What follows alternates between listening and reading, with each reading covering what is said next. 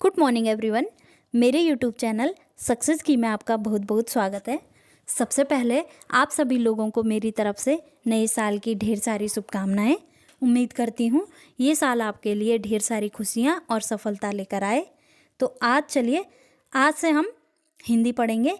हिंदी जो कि एक ऐसा सब्जेक्ट है जो हमारे हर एग्ज़ाम में आता है।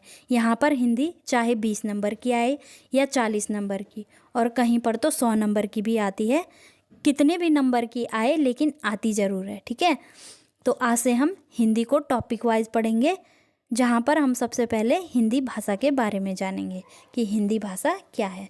तो हिंदी फारसी भाषा का शब्द है। क्या है? हिंदी फारसी भाषा का शब्द है। और भाषा वह साधन है जिसके द्वारा हम अपने मन के भाव और विचारों को दूसरों के साथ व्यक्त करते हैं और दूसरे के मन के भाव और विचारों को समझते हैं। यानी कि सीधी भाषा में अगर बात की जाए तो भाषा वह साधन है जिस माध्यम से हम अपने भावों या विचारों को दूसरों को समझा सकें और दूसरे के भावों को समझ सकें, ठीक है। उसे ही हम भाषा कहते हैं। भाषा भाष धातु से मिलकर बनी है, ठीक है। किससे मिलकर बनी है? भाष धातु से मिलकर बनी है, और जिसका शाब्दिक अर्थ है बोलना। क्या है? बोलना। जैसे कि मैं भी बोल रही हूँ और बोलकर आपको अपनी बात समझा रही हूँ, ठीक है। भाषा के 3 प्रकार होते हैं। सबसे पहला होता है बोलना, दूसरा है लिखना और तीसरा है संकेत करना। बोलना यानी कि बोलकर, लिखना यानी कि लिखकर अपनी बात समझाना, और तीसरा है संकेत करना। यहाँ पर क्या होता है कि जो बच्चे होते हैं और कई ऐसे लोग हैं जो बोल नहीं सकते, तो वो क्या करते हैं, वह संकेतों में अपनी भाषा को व्यक्त करते हैं, ठीक है। भाषा के कौशल की अगर बात की जाए तो भाषा के कौशल 4 होते हैं। सबसे पहला होता है सुनना, दूसरा होता है बोलना, तीसरा होता है पढ़ना और चौथा होता है लिखना। यहाँ पर मैं आपको एक ट्रिक बताऊँगी, ठीक है। सु बो पल, यानी कि सु से सुनना, ब से बोलना, प से पढ़ना और ल से लिखना, ठीक है। ये एक ट्रिक है जो आपके पेपर में आपके काम आ सकती है। क्या है? ठीक है।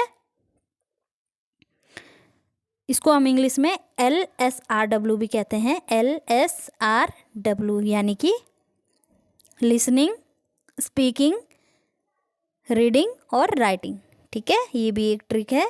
इसको इंग्लिश में LSRW कहते हैं और हिंदी में सु बो पल। आप इसको आसानी से याद कर सकते हो और आपके पेपर में यह काम आ सकती है, ठीक है। अब मैं यहाँ पर आपको कुछ मेन पॉइंट बताऊंगी, तो आप इनको अच्छे से समझते हुए चलें। भाषा की सबसे छोटी इकाई वर्ण होती है। क्या होती है? भाषा की जो सबसे छोटी इकाई होती है वह वर्ण होती है। दूसरा है भाषा की सबसे छोटी लिखित इकाई, ठीक है।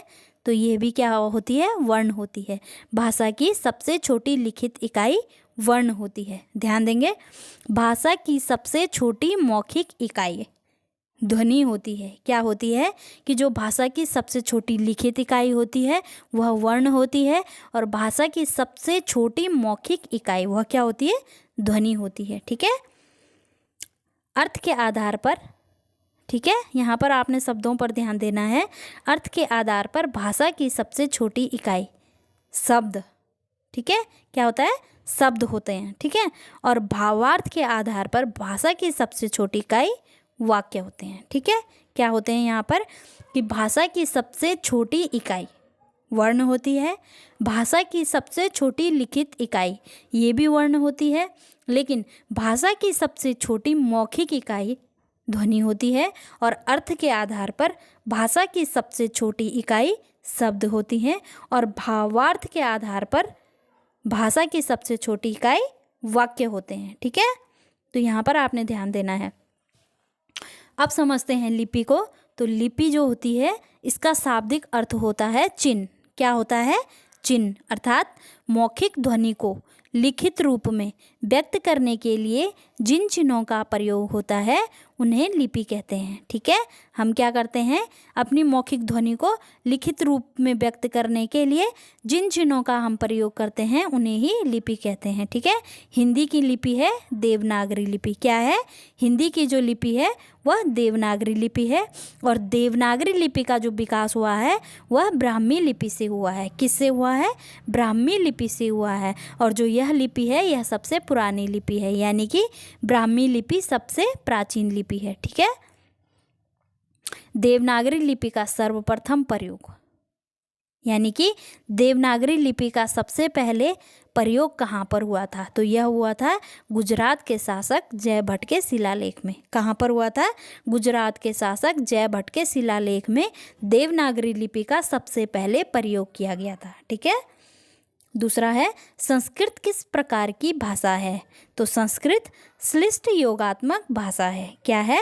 संस्कृत जो है वह श्लिष्ट योगात्मक भाषा है, अर्थात जहाँ पर कारक चिन्ह एक दूसरे से चिपके हुए होते हैं उन्हें ही श्लिष्ट योगात्मक भाषा कहते हैं। ठीक है।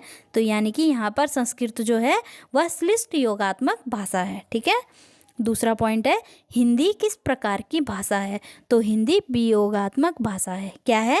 हिंदी जो है वह वियोगात्मक भाषा है, अर्थात यहाँ पर कारक चिन्ह अलग अलग होते हैं, यानी कि स्पष्ट रूप में हमको दिखाई देते हैं, तो इन्हें ही वियोगात्मक भाषा कहते हैं। यानी कि हिंदी क्या है?